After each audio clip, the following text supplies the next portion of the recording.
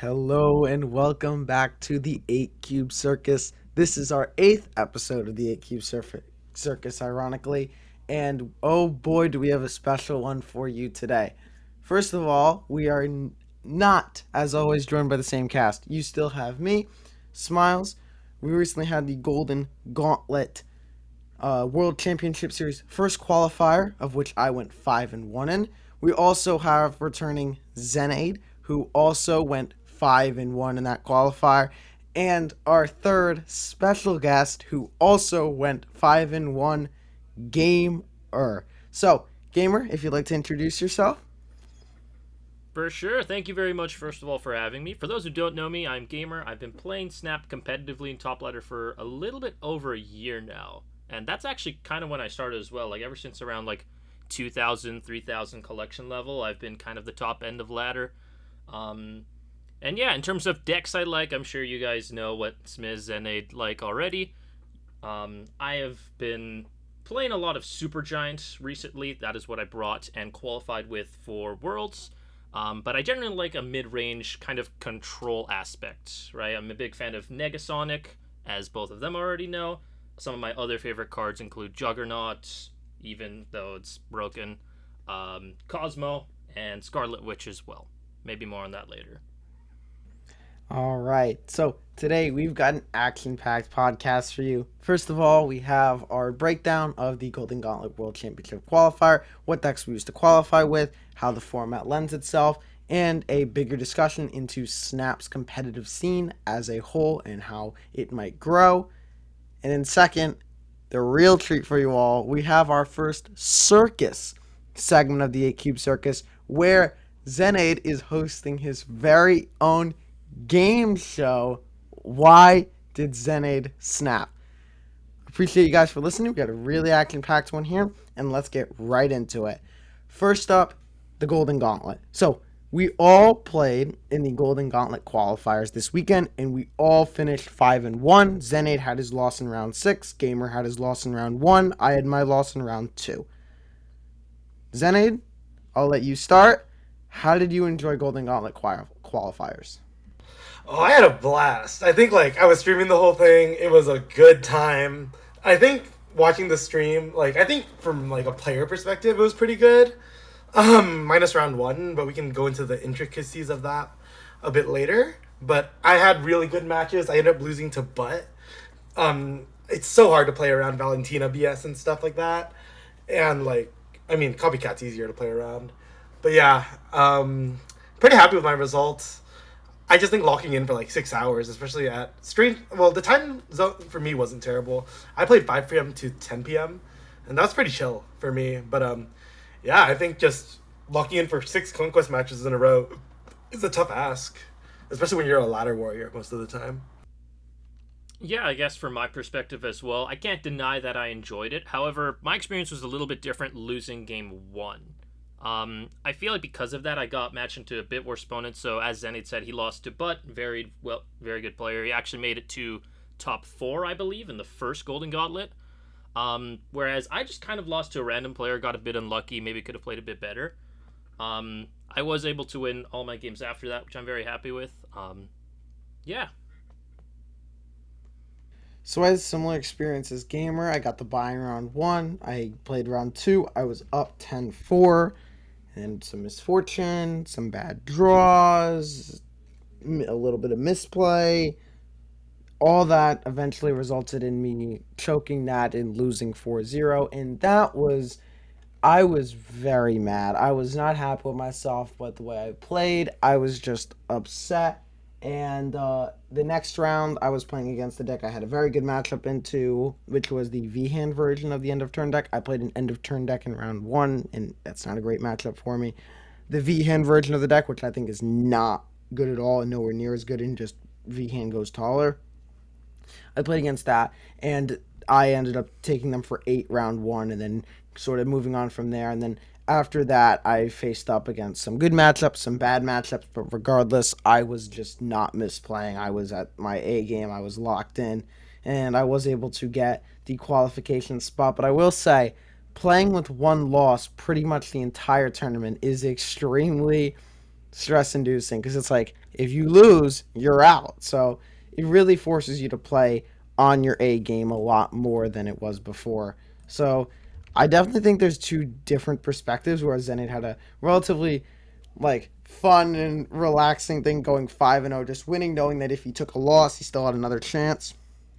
Whereas me and Gamer were kind of like, we need to win. Like it's very like tight margins. Like we have to play well. Yeah, so true and so relatable, right? Part of it as well is because a lot of people know you are a good player, there is almost an expectation and a weight because of that. Because, like, oh, I know he's pretty good, he's probably going to make it in.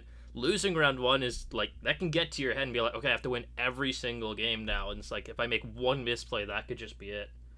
So, yeah, definitely very relatable, but still very glad to qualify. Were any of your 5 matches after round one like actually remotely difficult? Because honestly, until I got matched up into Butt, like my first round matchup, I think I was just screwing around because I didn't play a single ladder game on the day in preparation. But I don't think I don't think any of my opponents were like more difficult than ladder or like in general like on that regard until I got to Butt, of course. Yeah, my sixth opponent, I heard someone on the Asia servers said they play them all the time. They're like their most played person. So I figured my sixth opponent was good. My sixth opponent didn't make many misplays. They were pretty good. I just was, uh, I just had a little bit of variance go my way, and in the parts where it wasn't variance, I just made the right play. My game six, by the way, was against a super giant Killmonger Enchantress deck, which is a very bad matchup for V-Hand Moon Girl. But fortunately, with some smart heads up plays, I was able to sort of play around it and eventually best them. They were good, but the other matchups were kind of like I had somebody concede because they were running Nimrod, Black Panther, and I had a Shadow King in my deck. I Moon Girled my Shadow King to Shadow King 226 power Venoms.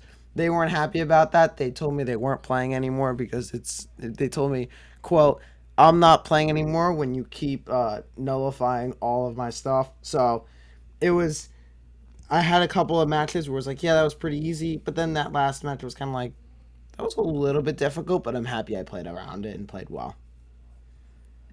Yeah, I'm gonna be honest. None of my matches or opponents even seemed that difficult. I did win one 2-0 that was very close because I kind of misplayed for a 4-cuber, I believe. But my round 6 opponent was actually around 2,000 collection level, and that's not to say they were that bad of a player. In fact, I would say props to them for what deck they brought, even though it was very strange. From what I remember, I had Storm Stegron as like a little bit of a package to kind of secure a lane, and then they just ran really big 5 cost, 6 cost to kind of secure another lane kind of strategy. Glad to say that just always died to Negasonic. Um, but yeah, still a very awkward experience, I will say. Yeah, I think we all brought decks where we could like skill diff because I know gamers talking about Negasonic, Jug. I believe most top players brought Juggernaut. They brought Negasonic.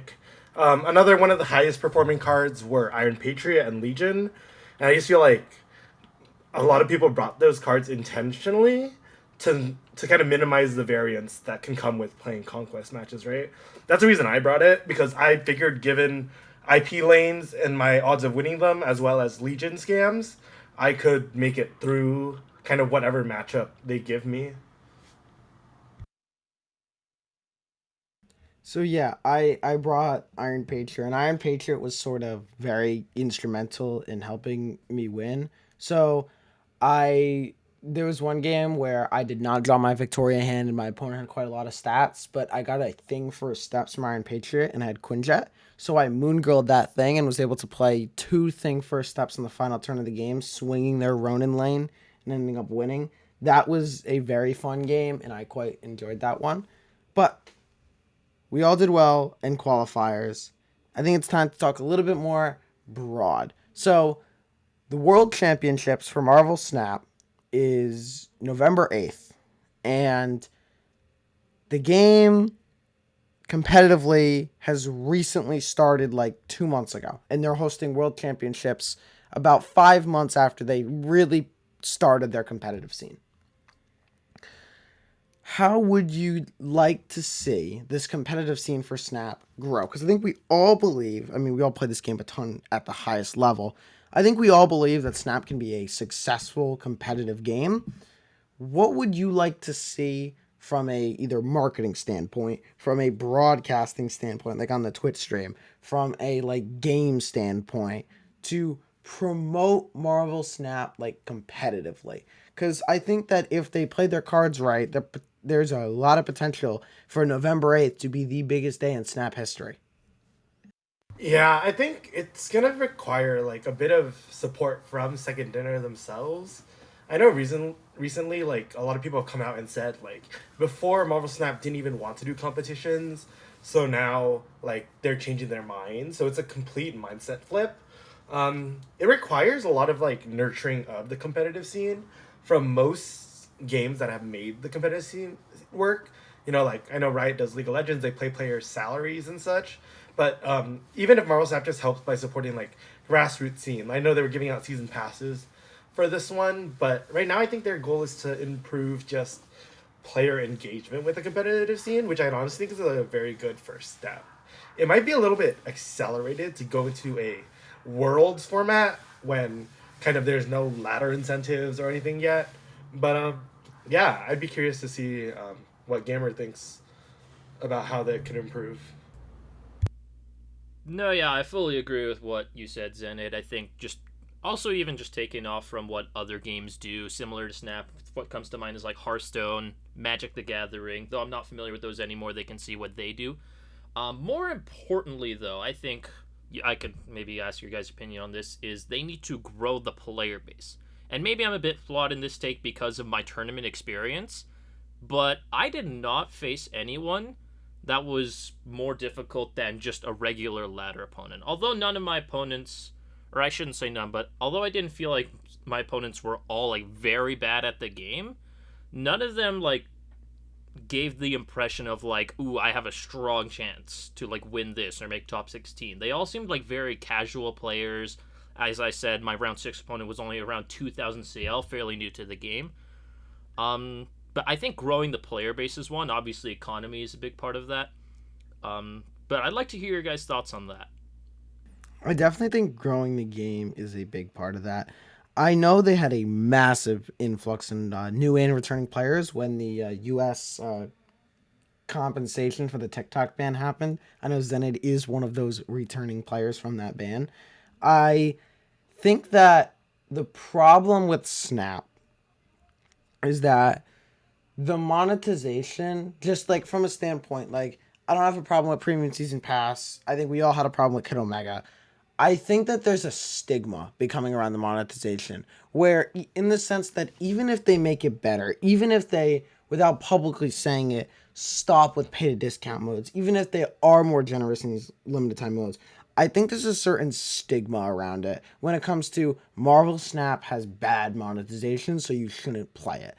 I think there's something that needs to be done by Second Dinner to sort of flip that sentiment. We all love this game. I think a lot of us can agree that we've played other CCGs on mobile and that this is just the by gameplay wise, this is the best one. It's got no ticket system. You can play as many games as you want, which then it definitely leverages.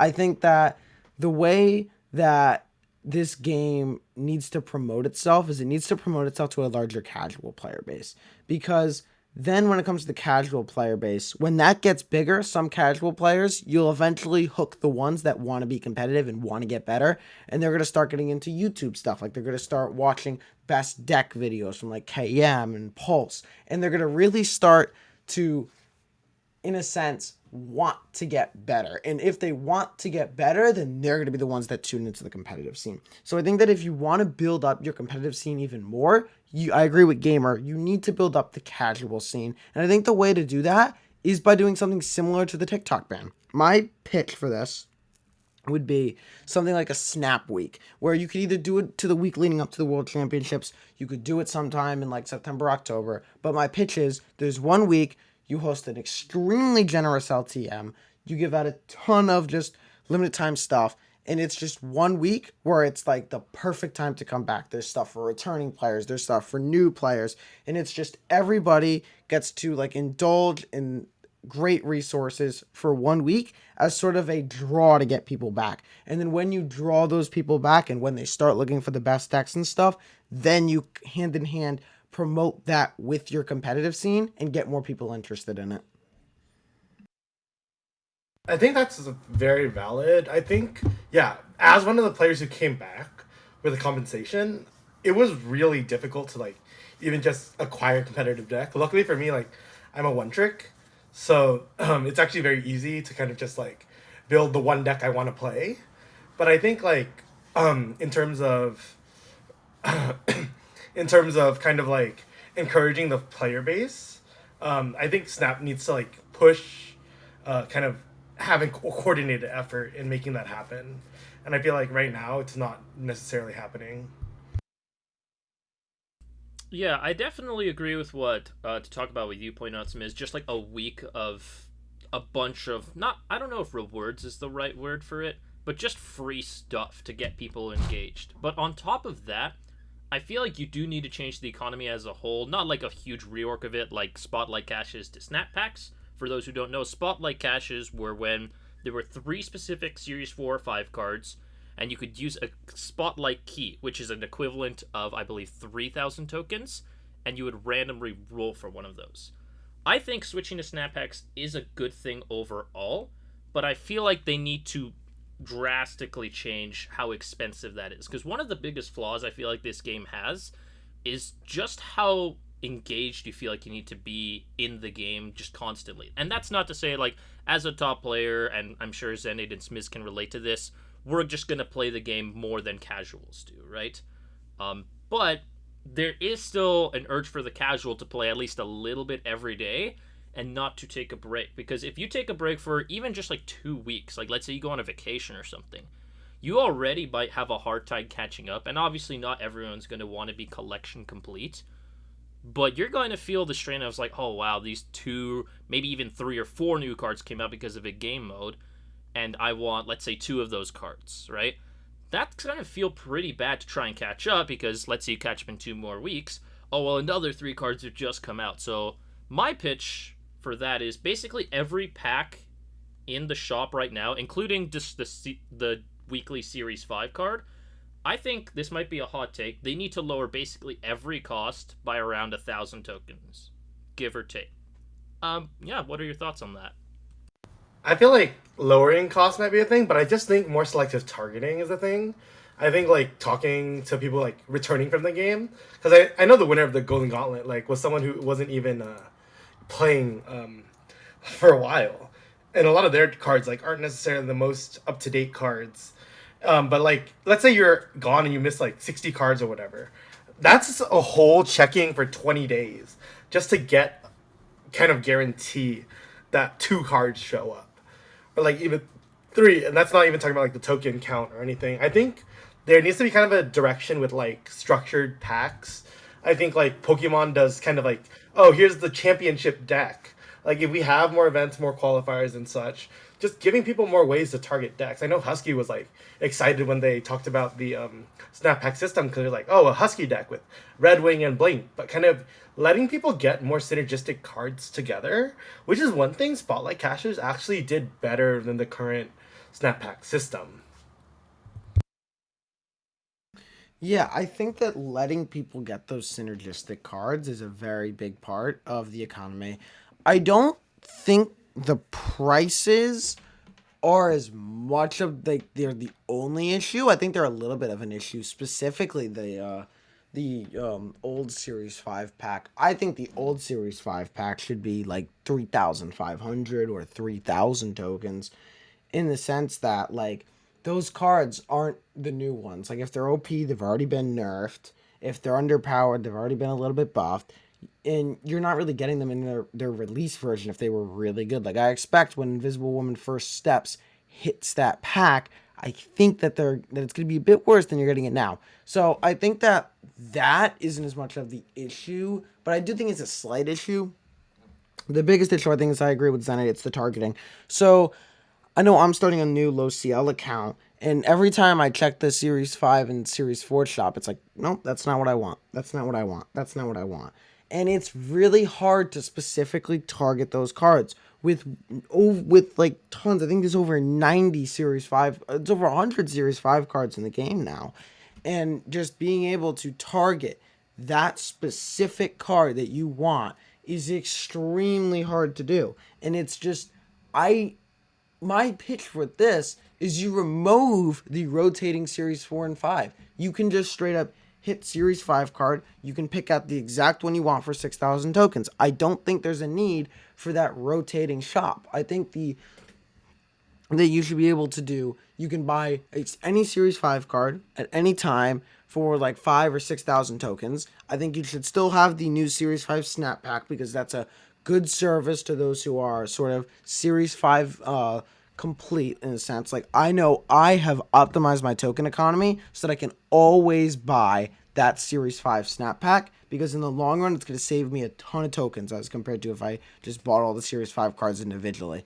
So I think that the prices, although a slight issue, weren't that much of an issue. I think the agency is an issue. One of the reasons why I preferred Snapback so significantly to the Spotlight Cash system is agency, in the sense that you get to pick exactly what card you want. But when it takes up to, with the Series 5 card, when it takes like over a month to be able to guarantee the specific card, not even a season. We're not even talking one season anymore. We're talking you have to, if you want it at the beginning of the season, it's highly likely you're going to have to wait until next season to get that card. When we're talking about something like that, it just makes no sense to me. I just think you should be able to targeted buy those cards without the wait. The wait is just something that really screams horrible quality of life in this game. And I really think that if they made it so that you could target those purchases, that this game would be better for the newer players. Also, yeah, maybe you can tone every pack or price down by 500 tokens. But I do think that there is a problem with being able to acquire the specific card you want in this game. No, yeah, I think that was very well said, right? I think the part of why I'm a little biased towards the idea of just lower costs is because I'm the kind of person, and I'm not willing to die on this hill per se, but I'm the kind of person that wants to spend my tokens as efficiently as possible. So for those who don't know, you should basically never buy the Series 3 packs. You'll just get all of those through the collection track. But I want to spend my tokens in a way where I'm not wasting any and I'm willing to be patient. For example, when Kid Omega rotated into the Series 5 shop, he's in the seasonal pack. I would rather wait, I believe it was around 2 weeks, for him to go into the regular Series 5 pack and then save myself, I believe it's around 1,000 tokens, right? Obviously, not everyone's going to be like that, but definitely a very good point. I'm actually quite surprised they haven't even, from what I know, considered just making it way easier. Just target, oh yeah, I want that specific Series 4, Series 5. Like, I want to build a Scream deck. That's really fun. But to have to wait forever, like, legitimately, you could wait a month or longer to get that specific card. Yeah, I definitely think that is more important for most people. Yeah, but I mean, the other thing is just like, they make like the card acquisition the reason to log in every day, whereas they don't make like the gameplay the reason to log in. I think that's actually what Grand Arena was like actually good at, was like playing the game was the reward. Like getting glory, getting points was the reward. Like sure the quests were there, but honestly you just grind a bunch of games out to get the rewards you want. And I think like I finished the system because I liked the season pass that they had, the battle pass they had. I finished that in like 2 days. I'm like, all right, like I engaged with it the way I wanted to. But I think, like, for example, you're not getting incentivized to go play ladder every day or, like, anything like that. And I just feel like, I don't know, if you want to foster the competitive scene, you need to give reasons for people to keep playing the game that aren't just, like, I need to check if I can get this card today.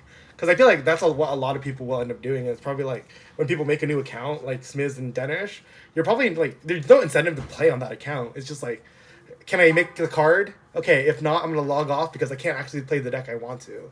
And I feel like that really will stunt the competitive scene from happening, because the only way you can nurture kind of healthy competitive scene is by kind of players wanting to. Yeah, I definitely think that the card acquisition in this game does have some issues. But It's almost time for the game show, but one quick last point here. If you had one suggestion to improve the Golden Gauntlet, whether it be on the production for the stream side, whether it be on the casting side, whether it be in the format side, what would you do to improve the Golden Gauntlet? Honestly, I think Golden Gauntlet should be meant to show off kind of how good players are and where you can get to. I think the one time I showed up to the stream on mainstream, they showed a game where someone like snapped on a guaranteed loss, and I'm like, okay, so this is kind of what the highest level of competition of Marvel Snap is. Whereas like when you watch like high level content creators like Husky, I'll use as my main example, or even if you watch Butt play the game, or like if you've ever played against Derek, like you get impressed by the reads they're making and the reasons they're playing the game. So I think kind of signaling to that expertise, kind of like, hey, like this is what's going on at the highest level. I think it's a really important thing to like make people take the side of the game seriously. Because I think right now everyone's just like, hey, getting high infinite's just like a measure of time. You don't really need like a lot of skill, and I feel like that's a lot of cope that a lot of players say. But I think there's a gap that separates around top 1,000 from a lot of the rest of high infinite. Yeah, I think when you first asked the question, nothing immediately came to mind. But yeah, I think that aspect of like you want a competitive player's perspective, right? And it might feel like some people might say, "Oh, this isn't how you should do it because you want people to find out about new players and stuff." But I think it's better to see, okay, I know that Bud is very good. Like, and this is from the caster saying this. I know Bud is very good, or Derek, or any of those other top players. Look at their POV and kind of explain what their thought process is, what makes them a top player, that kind of thing. Because for those who don't know, at one point, they were like casting on just a ladder match. I believe it was just some random person that had never hit Infinite, and it was just a ladder match, right? That hurts the scene when they're just seeing completely random game. Like, there's no... Like, everyone knows it's not going to be a top player because it's showing their rank below Infinite. So, like, I feel like if people see that, even if they're not a competitive top player, they're going to be inclined to be like, that's kind of a weird thing to show. Other than that, I honestly can't really think of anything. Maybe again that's just because my turn experience was definitely quite different compared to both of yours. I also don't have as much tournament experience in general. I was not in any of the either two previous Golden Gauntlets. But yeah. Yeah, my biggest thing is it's the same thing as you guys said for each of the competitive players, but for a different reason. All the successful competitive scenes in games have the players, they have the icons, they have the marketable people that people recognize. In a sense, I want it to be if you play on ladder, just post infinite, you queue into a game, and then you queue like Butt. I want the average player for the competitive scene, if they queue Butt on ladder, I want them to like freak out, be like, oh my gosh, I'm playing against Butt. He's like really good. I'm a noob. I'm gonna try to beat him. Something like that. Getting the recognition of these top players to the casual base, I think is very important if you want to build a competitive scene. Because if you want to build a competitive scene, you need to hype up your players. And I think by having these recurring players on your stream, getting people like fans like, oh, I really like the Galactus decks. I really like the Agamotto decks. I really like the Erisham decks. Something like that. When they recognize a player and they like the way the player's playing the game, they like the player's decks, and they're able to say, yes, I'm a fan of this player and the way they play the game. I'm going to go support them. I think that is very important in the sense that when you get somebody that's like, you know them and you have this marketing appeal and they get fans, you're more likely to drive a competitive scene because you have people that are more passionate about that competitive scene. I think really that this game needs marketing. I think the biggest thing that this game really needs is just a marketable personality, in the sense that if you want to make this competitive scene work, you need to market people. I don't know why Roram's game was not shown first. I think they should have done everything in their power to show Roram, who won the Golden Gauntlet 2, his game first. They should have said, we get that we are doing equal opportunity streaming, but this guy won. We need to sort of get a continuation. What's he playing this time? What's this deck analysis? All that stuff. I think that that's very good when you have these recurring, in a sense, characters that you want people to support by putting them in the limelight, either as like a hero or as a villain. You could pay Rom as a villain because he won with Arishem. You can pay Butt as a hero because he keeps playing Hulkling, something like that. Just getting like a character, getting like a narrative and a plot around the competitive scene, I think is very useful in the sense that you want to make your competitive players these characters that people will sort of understand and like really look and be drawn to. Yeah, I think commenting on that, like having knowledgeable casters is good because like Pulse Glazer, KM, Husky are very like core to the Marvel Snap community. I think honestly, I'm not a fan of equal opportunity streaming because I think like when other places hold grassroots tournaments that allow anyone to go in, the ones that are being streamed aren't like these lower level matches. There's still always some kind of narrative, and I think it's honestly like lazy on production to just pick any random match because the point of production and the point of the tournaments is also to serve as some kind of marketing for second dinner, right? So if they're not doing that, then they're kind of falling short of expectations throughout, and I think that it needs to be like better produced so that people have a reason to watch. I think you should kind of vet like why is this person being on the stream rather than just clicking on a random game that's going on, you know? Like, are we showcasing a certain deck? I know the casters did a great job, but I feel like they weren't given like as much to work with. Yeah, and it's a little harder because obviously none of us right now are going to be casting for that big of an event anytime soon. Maybe in the future, who knows? But yeah, I feel like I'm glad that there were a good bit of like high level casters. Obviously, you mentioned Husky, KM, even Pulse Glacier is sometimes in like the higher end of ladder as well. But I feel like yeah, it definitely is more important to show okay, this is a player that a lot of people know about. Obviously, not everyone watching is going to know. Like they might start learning a bit more about that player. But at least to have, you know, let's say half the audience see, oh wow, it's Butt. Oh wow, that's Roram, right? They're going to be more engaged to that content as well. Because I can almost guarantee that some people left the stream, or like whatever it's called, yeah, the stream, when it was just showing random people, right? And even more inclined, although I wasn't in the stream because I'm playing, obviously, even if they're not playing terribly, if it's just random people no one knows about, I'm not going to be inclined to watch as much, and I'm sure many others are not as well. But yeah, definitely need to think, okay, let's develop a character arc kind of sense here. All right. We've all talked about the Golden Gauntlet, and now it's time to play a game. Xenaid, take it away. All right. So most of you guys know me for snapping for dopamine, and I snap on ladder for plenty of reasons. So today, Smlz and Gamer are going to be looking to identify what is the reason that I've snapped. So I've censored the opponent's name for most of them. That won't be relevant for the reasons why I'm snapping. Most of the reasons why I'm snapping will either be board state or game state. They will either be good snaps or bad snaps. A lot of these snaps did result in me losing the game as well. So do not think that just because I snapped, it was a correct snap. Your goal is to identify why the hell I snapped. And I'm pretty sure this isn't going on Spotify for this part, but yeah, YouTube viewers, you can pause along and see if you can identify why I snapped. These are pause segments from my stream, so if you were there, you probably don't recognize the game since I play so many of them. But hopefully you got a little peek into my mind, and after last week's episode and this week's, people understand how I play this game, which is for fun. Alright, so I think we'll rotate. Alright, so here's the first game state. I'll kind of tell you, this is turn 4. Or is it? No, wait, it's turn 3. I typed it wrong. But it is turn 3.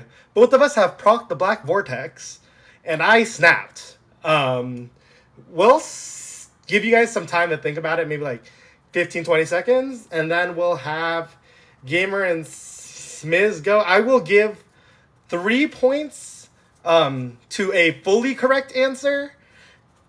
Whether that's regarding game state or board state, there's either something on the board, something in my hand that currently makes me want to snap, or if it's not game related, I'll tell you that it's not game related. All right. So, do either of you guys have an idea of why I'm snapping here? All right, gamer. Gamer has his hand Yeah, up. so looking at it for like just a minute here, I'm going to say it's as simple as you're getting multiple demons and you have multiple V-hands. And also, it should be considered, I think, just for the viewers to know early on, if there's a chance your opponent doesn't have like a good hand, good board state, that should be something you should be considering snapping on as well, which I am almost certain that is going to come up later in this as well. My guess is just multiple demons, multiple V-hands kind of thing. All right, Smlz, do you have an answer as well? I got a bit more of a complex answer. One, multiple V hands with multiple demons. Two, they burned their Red Guardian in Red Guardianing your Red Hook's ability, which keeps your V hand on the left safe. Third, Merlin was the card from White Palace, which means that which means that they're a little bit less likely to have drawn the top end that goes over you. So I think with all of that game knowledge in your head, alongside having the Misery and the Moon Girl in hand, I think it is a snap on a good board state. All right, both of you are incorrect. However, for Smlz's in-depth, I will grant him 1 point, the partial credit answer. The main reason I snapped here was my Black Vortex card was bigger than their Black Vortex card. And therefore, I decided to snap. It is the same thing for X Mansion. They got a 6 power, I got a 10 power. Therefore, I felt like I was favored, and that's why I clicked the snap button. Fair enough. Yeah, I'll snap that often as well. It's like, oh wow, I got a She-Hulk compared to your Wasp. Obviously, that is a much bigger difference. But yeah, that's definitely a good thing. Yeah, and I think just like in general, if your opponent is getting like Khonshu on Black Vortex and you haven't procced the location yet, then I think you should be snapping, because on average, I think you're getting like a 6-8 on that location. I think if your opponent's getting anything below like a 6-8 before you trigger it, you're honestly favored in that game. Obviously, like if they got Arnim or Task, you should be insta snapping, because they just wasted the location, and you could get anything as big as like an Agatha. Yeah. Yeah. I think if any of you commented on the size of my Hulk, you would have gotten the full 3 points. All right. Now that you have a little bit more of a peek into my head, let's go to the next one. All right. This one doesn't have to do with the game state. It is currently turn 2. Remember, I'm doing these games live on stream. I'm just saying, it doesn't have to do with the game state, so you're going to just have to figure this one out. Good luck. Just to make sure I have context right, you're snapping going into turn 2? Because it's, yeah, you are, because the second location was just revealed. Yeah, it's turn 2. Next turn will be turn 3. I'm snapping before hitting the end turn button, and this is what you get to see. Your snap. So the board in your hand is basically in the locations are irrelevant to the snap. Nothing on the screen is relevant to why I snapped this turn 2. So good luck guessing. You're playing fudge. Final answer. That's my first thought as well, but I feel like it's going to be something else. Let me think for just a sec here. I am going to say that you saw Betrock the Leaper. No, that's game state. Never mind. My guess was going to be like, oh, you saw that and you're like, I can beat this deck kind of thing, but it's not game state. And then my other guess, which is also game state, is that you had Mr. Fantastic on 2. I'm really good at this. I'm going to say you just thought they would leave. I honestly don't have a better guess. Perfectly valid answer, but this one was a little bit of BS to get you guys ready for what's to come.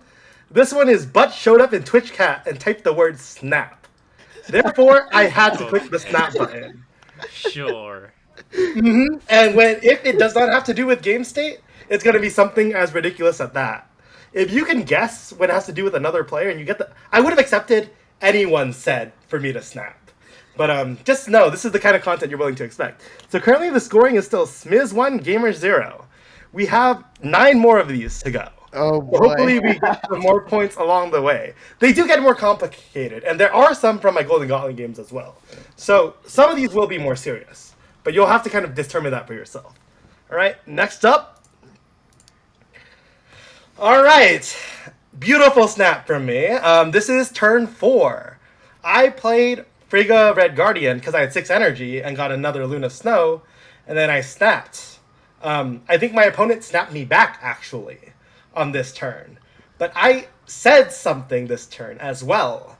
As I did the snap, I stated why I snapped as this turn played out.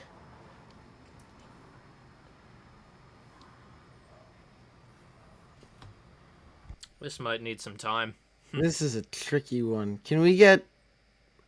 do we know what deck you're playing? I am playing V-Hand with Blink into Ultron or Blue Marvel. I'll give you a hint. The reason why I snapped has to do with either the board state or the hand state. Again, Red Guardian and Frigga were played by me this turn. The opponent did play Moon Girl. And your next So turn they are play on is- some Moon Girl list. And your next turn play is Blink the Herbie. Yes, and my next turn play is Blink the Herbie. Have they burned Aunt May's?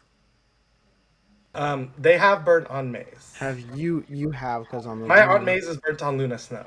Okay. I have a guess. I'm going to say, okay, so my original guess, I'm not as confident with this anymore, is you see they have one board spot left, so you're kind of predicting their max output and you're trying to beat them there. But then I realized that's a sunspot and that's likely to get big.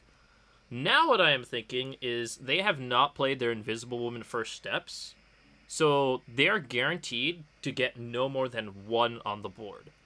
Meaning you shouldn't be as scared of what they are doing, even though they did Moon Girl. That is my guess. I think I'm going to lock that in. You're not really scared what they're doing. My guess is you have a 50-50 to blink into Blue Marvel, and if you're blinking into Blue Marvel, there's no way they can beat you on points next turn with the 9-power Luna and the Sunspot V-Hand, the Sunspot of which I assume is generated, in the sense that they just cannot beat you on points while beating you left, is my guess. All right, and now because we are lacking very many points, I will give you an addendum to revise your answer, because I do believe additional context is needed to make an informed decision. I snapped on a misunderstanding. There is something about the board state that I completely disregarded when I did the snap. And I ended up losing this game by a blowout. So think about why I snapped. And I see I think we might both be thinking the same thing, actually. I see it. Do you want me to go first? You can go first, sure. They have Starbrand Crater active. They can play both Invisible Woman first steps. That's hilarious. I was going to say they have an Ice Cube that can play both Invisible and First Steps. Both are true.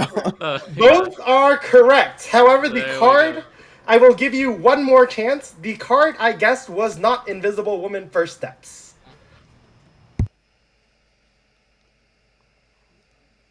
If you can guess the specific card I said this turn, you will get all 3 of the points.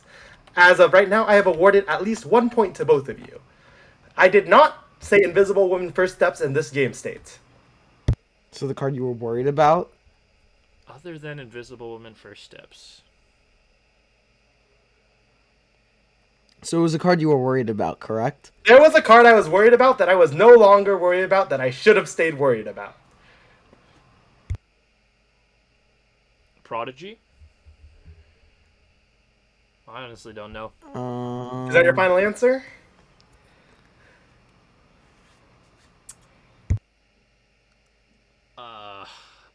No, it's not. I'm doubting it already. This is tricky. I'll go with V-Hand. That was part of my thought process, but I'm not as confident on it. I think... I'll give you one last hint, and this will be the last thing I say, and I'll give you another 15 seconds to answer. I forgot both about the Starbrand Crater and about the Ice Cube. I think I'm going to lock in She-Hulk. But that might be just very stupid because they're Athena deck. but I don't feel confident on anything else, and I'm probably just forgetting a card. Oh. That's tricky. I'm gonna say Thing. First steps.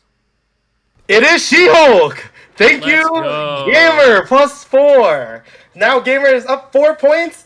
I read Guardian the Quinjet. I was like, they'll have 5 energy next turn. There's no way they play double She-Hulk with Athena on the board. So, I'm an idiot. In your defense, Thena kind of, in the same way you might have seen me doubt it, because Thena decks won't be as incentivized to run She-Hulk, but nothing else made sense in my mind. So Yeah, I saw the 3 cards on the left, Quinjet, Sunspot, Moon Girl, and it took me back to a better time when people were playing Moon Girl, double She-Hulk. And I hit that Quinjet and I was like, there's no way they get a double She-Hulk on me now, forgetting that I just played 7 energy and so did they. I didn't. I thought Athena meant guaranteed no She-Hulk. I thought it was all like I thought it was gonna be like Thing plus IW first steps. Which is why I introduced it as a huge misunderstanding. yeah, Thing crossed my mind. The reason I didn't lock it in is because he has Ice Cube, Red Guardian. He has dead hits on the board.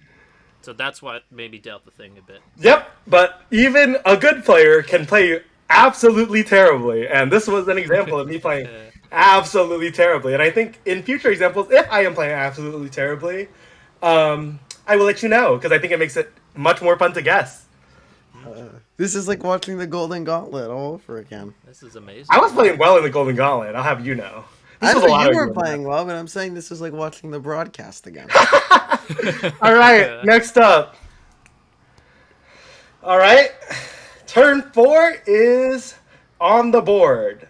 I did say something as I snapped this turn. Now we're back to talking about the board state and the game state.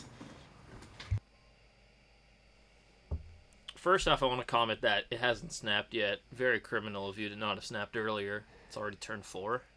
This is, I believe, yeah, after turn 3, I did snap on this turn 4, but, I was going through my VODs and trying to get the screenshot without the bar on the bottom, so... so you're snapping on your play, correct? I'm snapping on this... I'm snapping as this play is on the board, and I click end turn. So this is right before I click end turn. What was your Daily Bugle card? My Daily Bugle card is the Viper. Is the Viper. I have a guess. My guess is going to be not something this turn, but you are planning for either turn 5 or turn 6 that you're going to be Vipering some card over, whether it's the hood or some other small thing, and that is going to mess up their werewolf placement on the final turn. Because werewolf decks often want empty spaces, at least one in each location to move it around. I'm guessing that either on turn 5 or turn 6, you are planning for Viper to stop that werewolf from moving where they want them to. All right.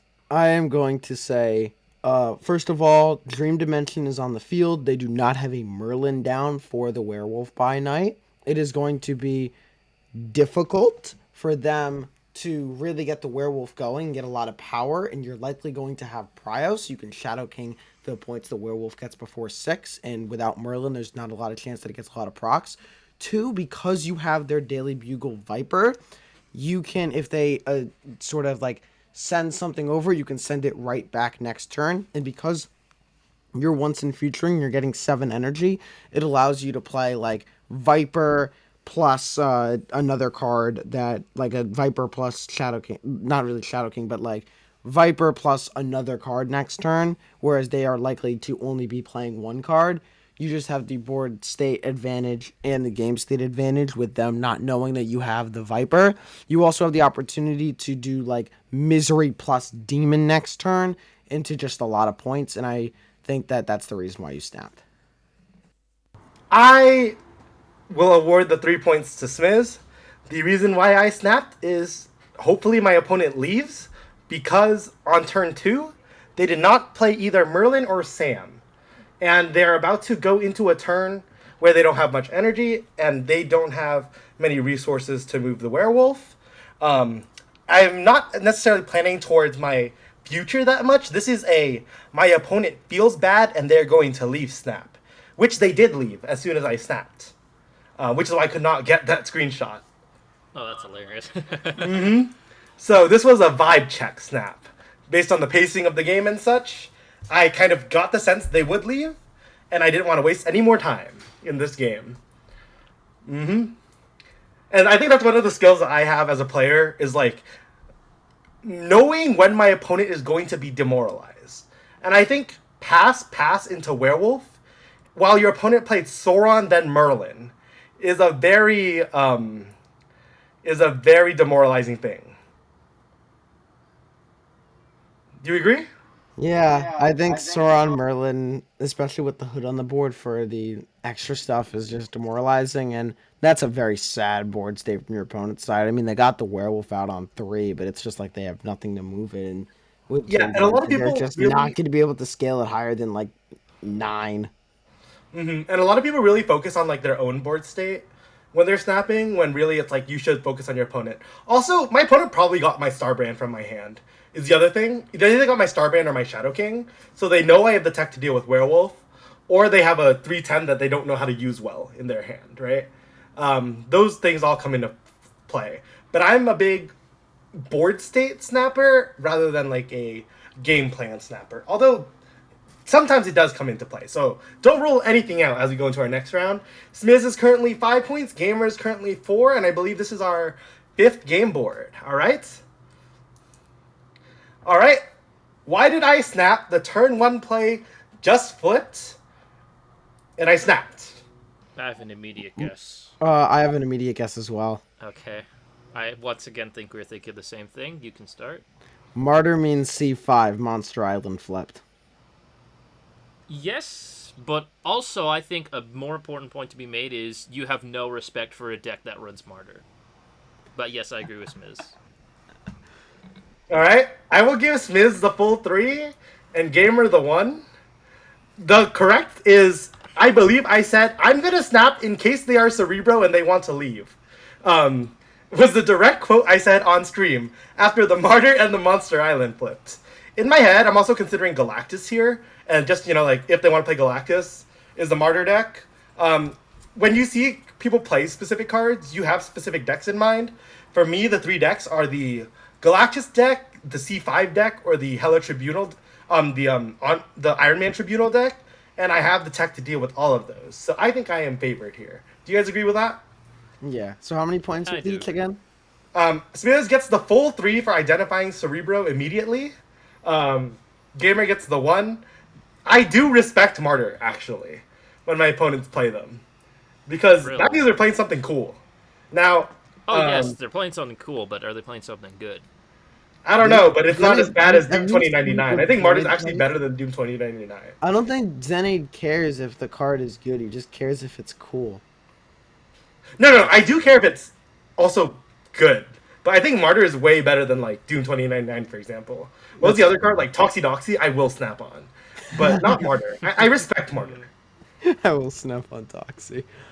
All right. I'm saying, like, Martyr's a 1/5 that gives them prio, you know? Like, if you don't respect Martyr, you're going to end up getting Galactus. It's true. All right. All right, Smlz is at 8, Gamer is at 5. Hopefully you guys are getting a bit more. I like that we're getting points on the board now. Maybe I'm becoming a little bit more predictable. Hopefully my latter opponents don't read my snaps as well as this. I might have to start randomizing my brain again. But all right, next up. All right. Why did I snap? This is turn 3 has passed.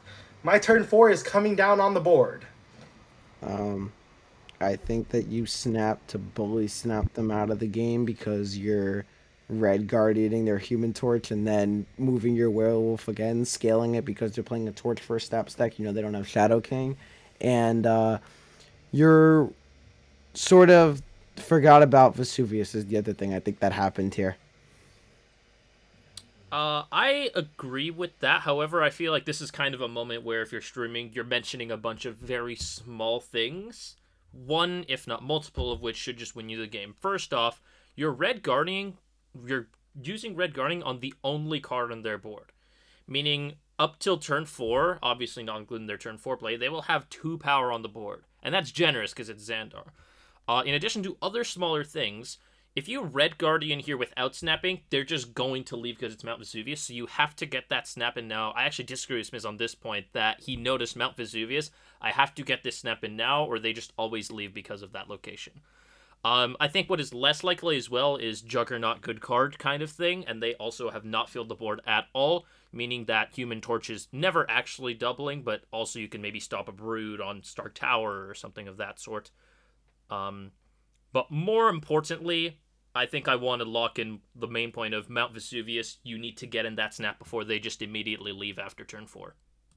That's 3 to Gamer. That's everything I was considering there. There, it is turn 3. All they have is a Human Torch. If they get more demoralized, like, this is a demoralized snap because they're either going to leave for 1 immediately or they're going to be forced to play it out for 2. But I think once this play goes down, my Werewolf is a 3/7.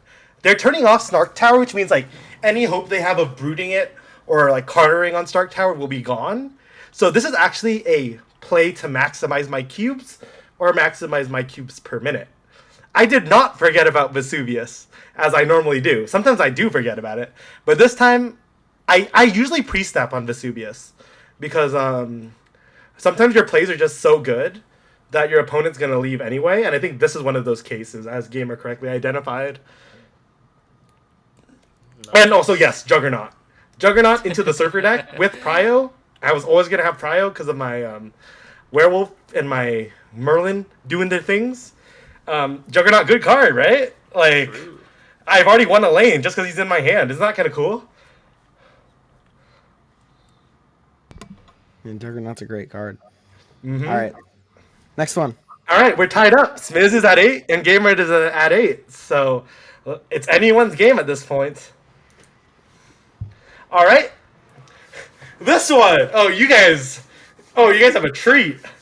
I snapped. They snapped before me, and I snapped on this turn. There's a very specific thing I said when I was snapping this, but yeah. First question. I believe we do need some context. Has Aranya triggered?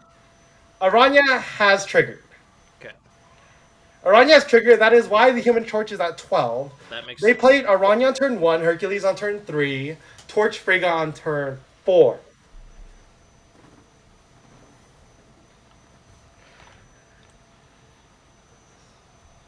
I'm just more confused as to why you're not playing the Shadow King. That was my initial thought too. Is like, oh, you got a Shadow King with Prio here, but based on that, actually, kind of going off of that, I have my guess. One obvious thing: you're getting multiple demons.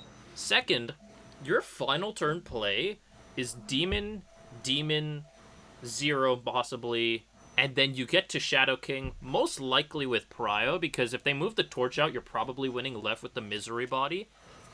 So my guess is that you're going to be able to Shadow King the Human Torch with Prio next turn, and that you have a bunch of demons, plus even 0 or your top deck. I'm not sure what your top deck could have been. That was also really good.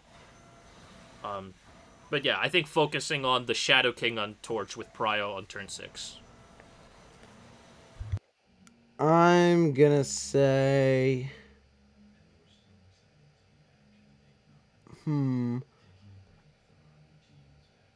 Ooh, this is a tricky one. Oh, I'm not quite sure here. With the double Frigga on the torch and we're not doing Shadow King. You have Misery Demon going down. So you really want priority. I'm gonna say you're snapping on... They're going to play out their torches with priority because you snapped back and you're trying to get them to play out their torches. And, yeah. You're trying to get them to play out their torches so you can Shadow King them. I think this is half of, like, a bluff snap. Oh, one point I actually want to make. I should have put this information into my guess. I actually think your snap is informing your opponent, okay, I should hold my torches in case they have, like, a tech card to deal with them kind of thing. I'm starting to second guess my guess. This is a weird sentence, one. but... I think this is definitely semi-bluff at least. It's snapback. I don't think it's bluff at all. I don't know. Actually, wait. I just thought of something completely different. I'm going to say this is a player you know on ladder, and you're in a mood to pump It them. is not a player I know. If Oh, it is a player I know, I will tell okay. you. That is good info. Okay. This is Scratch tricky. that. You have the Shadow King in your hand, but you'd figure they're gonna bounce it. Did you think that this Hercules was the Tribunal version of Human Torch? No, that's my guess. I Because also, of the Hercules, you think this is Torch Tribunal and not or no? Because then that doesn't make sense either. I also don't think they're bounce because No, they I run definitely think they're move Hercules. bounce because they're running the Frigga. Oh, okay. Final answer. You don't think they're bounce because they have the Hercules on the field and you think you'll be able to Shadow King that torch with Prio on 6 so they can't move it again so that it can get like some stupid stuff like Living Tribunal. Spot on, Smlz. I forgot they were bounce. I did not even consider they could have been bounce.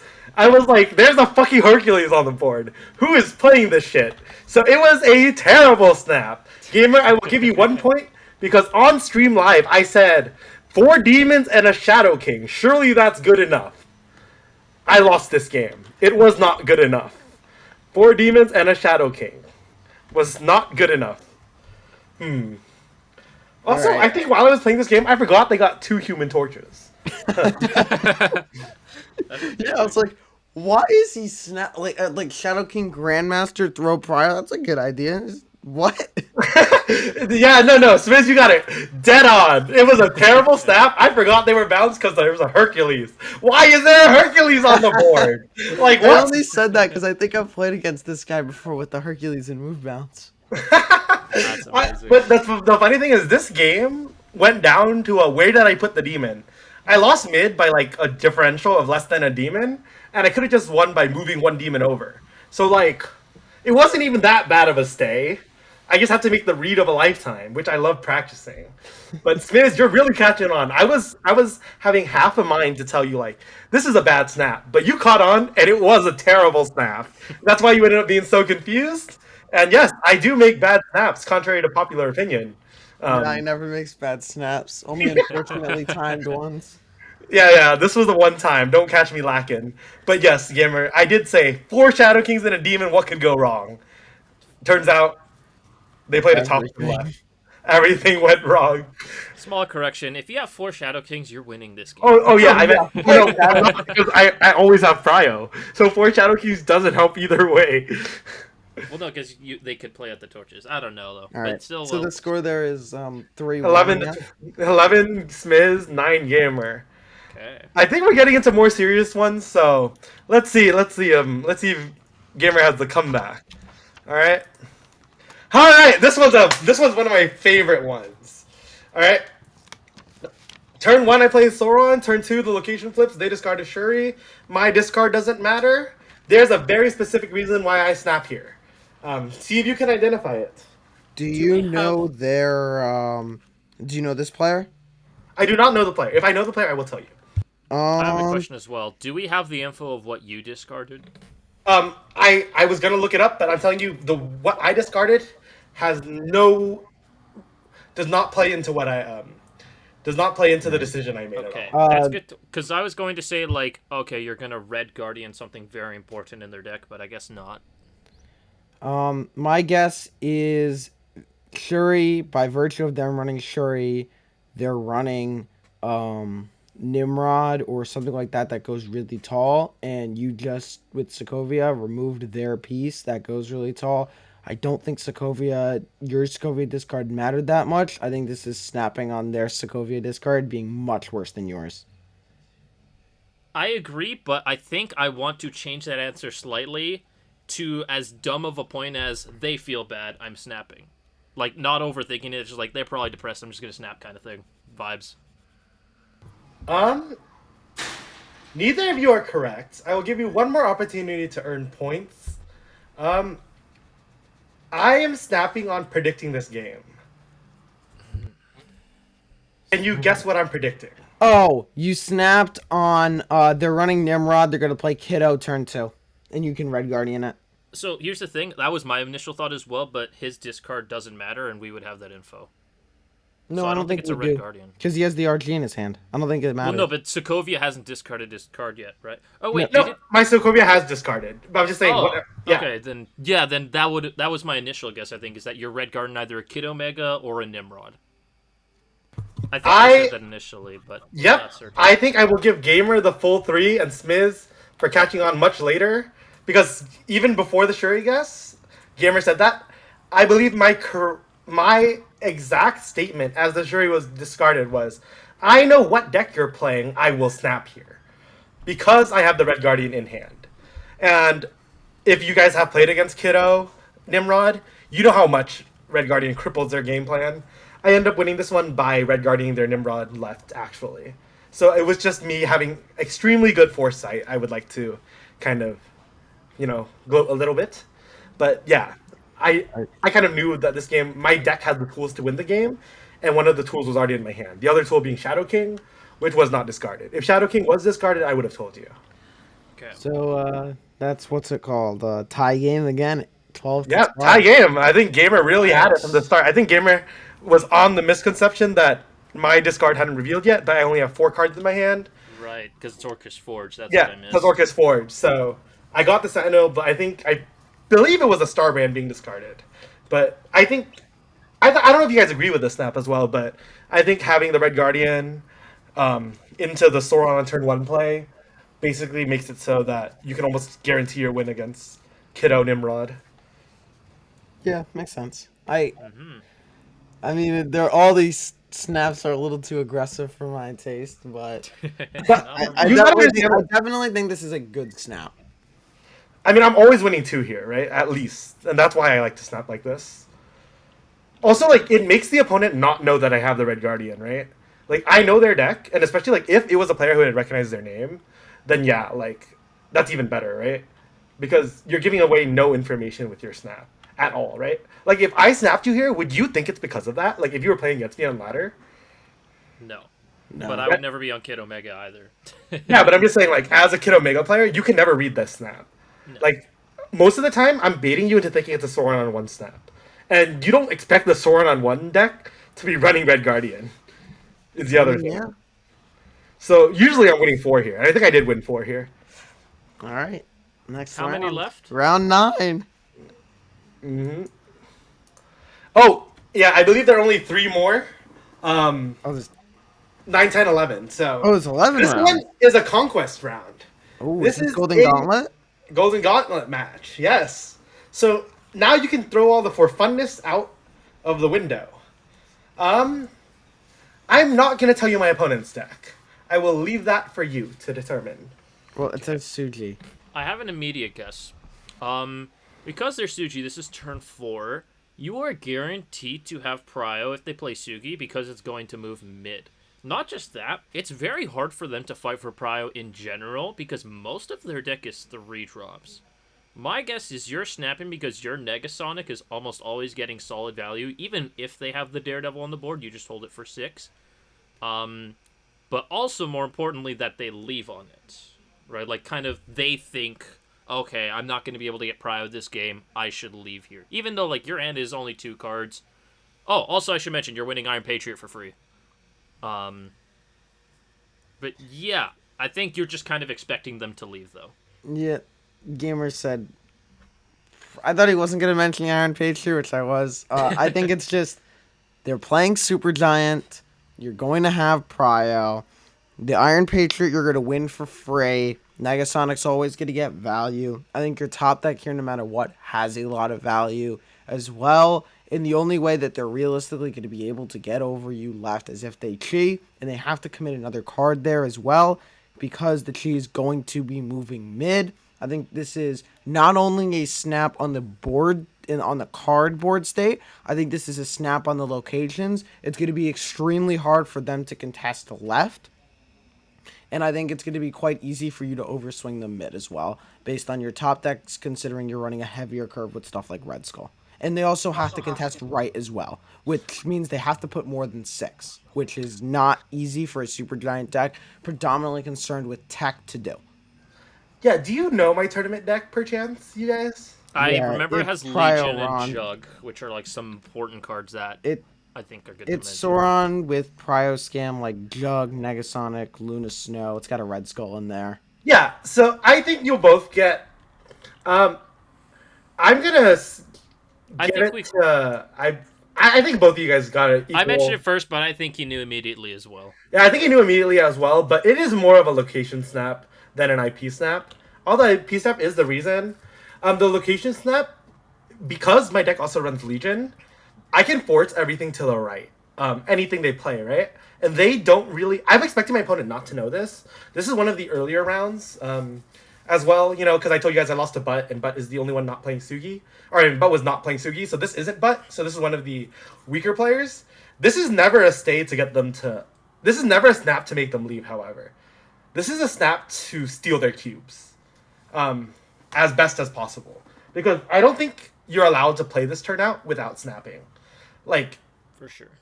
I think legally you cannot, because yeah, they played Sugi right. I don't even think they knew Sugi was gonna always end up middle. So yeah, I think, and then yeah, I won the game with the Legion play because it moved their cards left all the way to the right. They played like Killmonger, Gladiator, and like one other card left with discounts, and I almost lost in power, but then their card moved right, and then I scammed them. Very nice. Very nice play. Yeah, but I'll Oh, consider is this a that tie. for So the both? game is still tied up. I think you guys both had on the good snaps. You guys have much better reads because you guys are thinking like a good player, and you know that's much easier for you guys. I think the next one might be a little bit more difficult. Let's see if you can identify this snap. Tournament game versus Erisham. So this is not against Butt. This is not against Butt. It's also one of the earlier rounds. I don't really care to tell you which round because it doesn't matter. Just know it's not one of the latest rounds. I'm not gonna tell you anything else about the board state other than this is turn 4, and I'm locking in my turn 5 play, and I'm pre-snapping turn 6. You have Prio. Okay. All right. So I'd like to make a guess. I'm guessing that they are deciding to not play around the Legion. I don't think they commit anything other than Thanos on the left, so that a Legion in one of the other two lanes is going to win you the game on 6, and you're pre-snapping the Negasonic just so that it's harder for them to win mid. Your plan is to Legion mid on 6, scamming them out of the left lane with them not relying on Atlantis and just hoping you have enough power. Just hoping that they don't commit left without their board state. I actually have a completely different guess. So one thing to note about Arsham is often they can struggle to play multiple cards on the last turn. In fact, oftentimes like they just are conditioned into playing one giant thing. My guess is that if they play mid, their entire turn 5 was nothing, and you should go on to win from there. And if they don't play a mid, you should be able to comfortably just play a Red Skull plus maybe your top deck if it's cheap enough. You're also important to note your Surge is going to be reducing the cost of your top card. So I'm guessing you're just predicting that their turn 6 play can be easily beat because you're able to Negasonic with Prio on turn 5. It is a Legion snap. It is very much a Legion snap. So that's 3 for me, 0 for Gamer. Yeah, it's 3 for you, 0 for Gamer. This one is very much a Legion snap. The Negasonic play is to set up for the Legion snap, is to make sure that I can Legion either lane. Erisham, generally, the number that I like to beat is, like, I'm okay with 9 on the right. I guess what's not visible is kind of, I'm guaranteed, if they had a buffed Agamotto in hand, I would not be snapping here, I fear. But they don't have a buffed Agamotto in hand. I wasn't aware of that before you guys started guessing. But if they did have a buffed Agamotto in hand with the temporal manipulation spell, I don't think you're legally allowed to snap here. But I think because you have information that they don't have, Erisham normally doesn't go that tall randomly, right? Their early plays are weak as hell, by the way. Right? Do you guys agree with that? Turn Yeah, for sure. 2, Mold into turn 3, Nocturne. But it really is just a Legion snap. Because, yeah. Legion wins this game. All right. Round 11. All right, round 11. Okay. Oh my god. This is a ladder game. This is Yup. It is a 4-cuber. What The the heck? opponent snapped turn 1 and I snapped back. I believe this is all the information I'm allowed to give you. Okay, so it's So just I'm just guessing between three people. so we don't get the info that it's a person you know, but it's possible. It is very possible it's a person that I know, but you do not get that information. It'd be really funny if this game was just against one of us and that was the reason. But I'm inclined to say It would it's be not. very funny. Uh, They didn't play anything. what the heck? My guess is that you're playing Dennis. Final answer. That was the first person in my mind. I'm going to say, oh, hold on. Pain, why did you do this? This is bullying. I am going to say you're happy if you or your opponent win 8 from this game. And you just don't really care who it is that wins 8. Obviously, you'd prefer to win. All right, gamer, I'm going to ask you to give me a name. Uh, This is a name.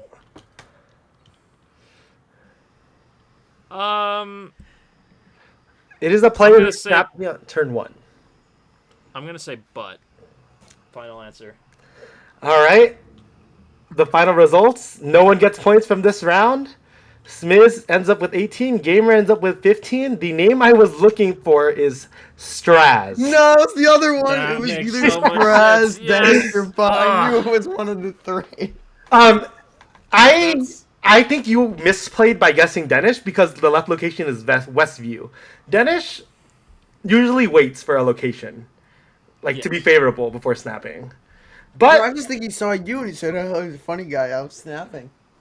oh no, I I also think that thought happened you a would lot. do meta because Dennis isn't here today, so I thought you'd do Yeah. the meta play by including him. in No, the- no. But it happens a little less often than you think. But also, you guys notice like turn 1 instant snap back into turn 2, like flashing onto the screen.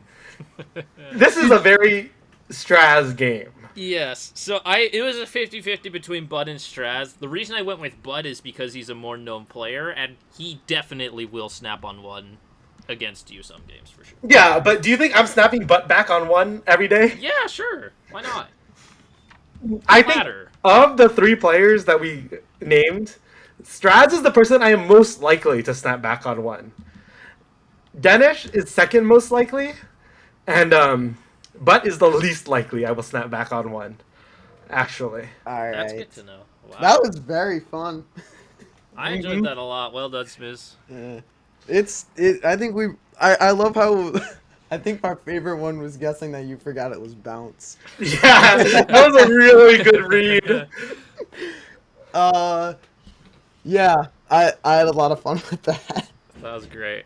Yeah, I hope the viewers had as much fun following along. Hopefully, you guys were thoroughly entertained by this game show. Hopefully, we bring more segments like this. You know, we got a lot of aggressive snappers on this podcast, and then Smlz, of course. But Yeah. Dennis will be back in the future. Maybe he'll have a segment like this too. Smlz, you want to do the sign off? Yeah, all right. You got the outro slide? Oh, nope, I don't. All right. Thank you for watching this episode of the 8 Cube Circus. You can find all of us, what I'm going to say. You can find Gamer at twitch.tv/gamer_snap. He streams semi-regularly, and he plays a lot of disruption decks, mainly stuff like Scream, stuff like Negasonic Tech, like Supergiant, all that stuff. If you can fit a Negasonic in the deck, Gamer's probably playing it. You can find Xenaid at twitch.tv/XenaidTFT. He is a self-proclaimed bad deck enjoyer most of the time. Not right now. He's kind of climbing right now. But in general, Xenaid, you can find him playing the most weirdest decks that somehow win him cubes. And he's a generally very fun person to hang around and play Snap with. You can find me at twitch.tv/SMLCTTV and here on YouTube, youtube.com/SnapAcademyYT. You're watching this segment on YouTube, so I wanted to say the Twitch first. You can see me with a lot of on Twitch. You can normally find me either testing new decks on my main account or on the Zero to Hero series where I'm taking a low CL account, trying to get to Infinite and beyond on it. You can also find all of us on Discord. You can find all of us. We all are around the Husky Puppies Discord. You can also find us all around the Roaring Plays Discord. You can also find me semi-regularly in the main Discord.